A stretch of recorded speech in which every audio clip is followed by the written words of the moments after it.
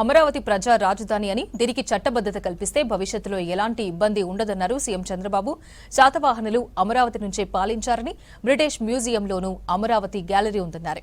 పొట్టి శ్రీరాములు ప్రాణత్యాగం వల్లే మొదటి భాషా ప్రయుక్త రాష్ట్రం ఏర్పాటైందన్నారు. ఆంధ్ర రాష్ట్రం ఏర్పాటైన నాడే రాజధానిగా విజయవాడ ఉంటే పరిస్థితులు ఇంకోలా ఉండేవన్నారు బాబు.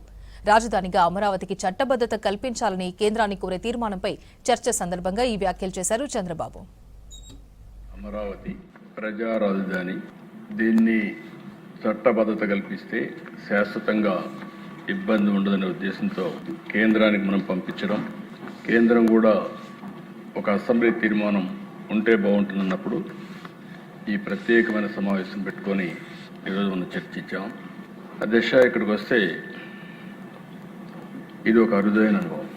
ఇక్కడ ఉండే శాసనసభ్యులే కాకుండా మనందరికి కూడా.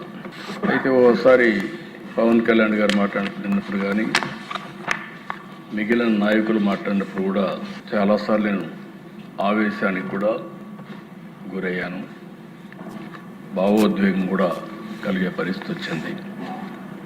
దానికి కారణం మనం చూస్తే తెలుగు జాతిని ఒకసారి అధ్యయనం చేసుకున్నప్పుడు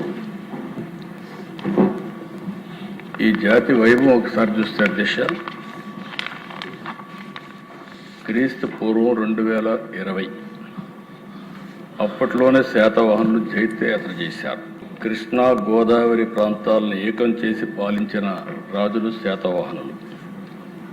అమరావతి నుంచే, ఇక్కడి నుంచే తెలంగాణ, కర్ణాటక, మధ్యప్రదేశ్, మహారాష్ట్రను కూడా పరిపాలించే పరిస్థితికి వచ్చారు. ఆ రోజు విదేశ వాణిజ్యం, ప్రసిద్ధి చెందిన ఓడరేవులు, నౌకా నిర్మాణ కేంద్రాలు, తెలుగు గడ్డపై నుంచి లోహాలు, వజ్రాలు, వస్త్రాలు, సుగంధద్రవ్యాలు ఎగుమతి చేయడం.